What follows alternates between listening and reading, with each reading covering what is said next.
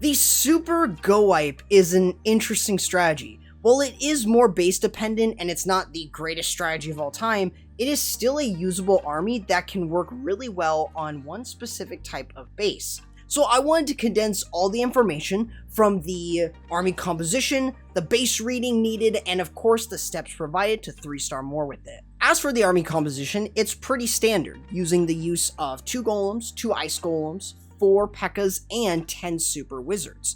This can pretty much be flexed around with taking 1 less super wizard and bringing the use of 2 super wall breakers. This is really going to depend on the base that you're seeing. But of course, if you enjoy the content and want to see more, I actually have a small portion of viewers who are subscribed to the channel. So if you want to see more content like this, I'd recommend hitting the subscribe button and turning on the notification bell. Now, as for base reading, this only works well against rectangular style bases. As long as the base looks like a rectangle, this strategy will work. You specifically want the Eagle Artillery on one side and the Town Hall on the other, pretty much within line of each other. You want to open up a good chunk of the base thanks to the jump, log launcher, and earthquake spells that you have. You want to make sure that all of the key defenses are within there, including the Infernos and the scatter shots between the Eagle and the Town Hall. You just want to make sure that you have that in order to move through. On the left and the right, you shouldn't have any closed off compartments that will force your super wizards or P.E.K.K.A.s to just go around it and get annihilated. Those are the type of bases that I would avoid, especially if they are Inferno or Scattershot compartments where they are branching off of a rectangular style base, for instance, which could cause you to fail.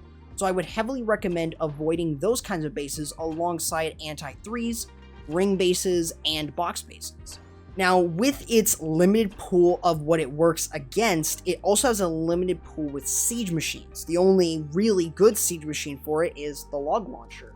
It opens walls in a lane for you, which is already really good. It's better than any other siege machine that you can use with this strategy.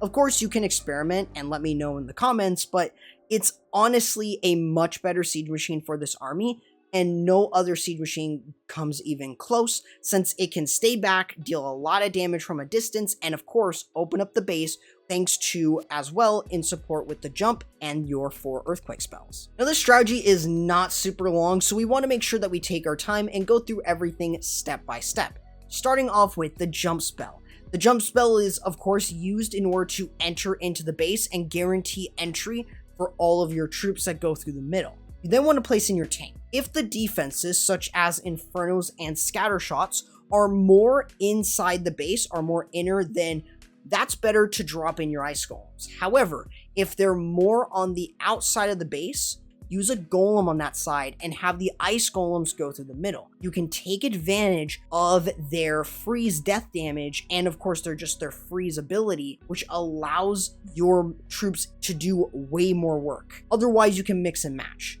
You'll then just spam in your super wizards all around with a P.E.K.K.A. on either side with 2 P.E.K.K.A.s going through, then using the log launcher and the rest of your heroes. You have a lot of choices with this, but this is what's going to help you get right the way into the base. Now that you have that, you can pretty much let everything move through. An early rage is really nice for everything, especially super wizards, and using your Grand Warren ability early will protect your log launcher and any other troops. Other than that, you should always deal with the Clan Castle. I typically recommend with a poison and freeze, and you can use a rage spell within the core to help any remaining troops like P.E.K.K.A.s, super wizards, and even heroes, or your Clan Castle troops to move through and get towards the Town Hall. Other than that, you should have free spells which you can use on the Town Hall to really help you move across. You also have the Royal Champion. You need to hold on to her until the back end, as this is going to allow you to pretty much get a 3-star much more consistently with this army, just because you're holding on to her and letting her clean up those final couple defenses that more than likely won't take her down, and you should have the rest of cleanup. And honestly, this is just a super simple army that's going to get you 3 stars against rectangular bases. Now, really, the only mistake that I noticed with the Super GoWiPe is it's super base dependent. Like, that is the one mistake. You really can't go wrong with this strategy outside of maybe a couple mistakes here and there with spells or not holding the RC for long enough.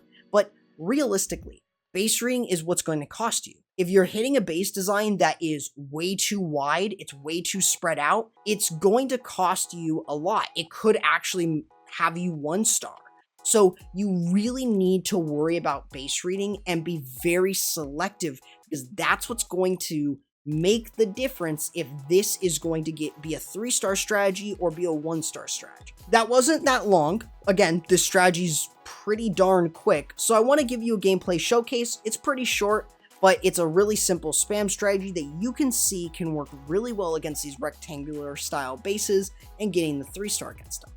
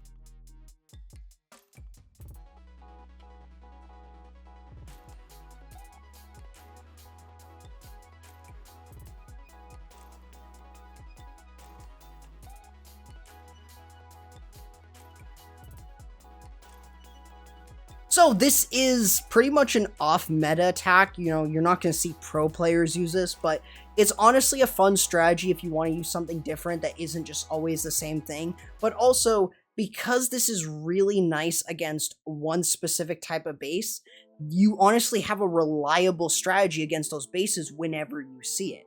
So it's just something that is worth a shot. And of course, if you want to continue to support me in the channel, consider using my creator code, CorruptYT.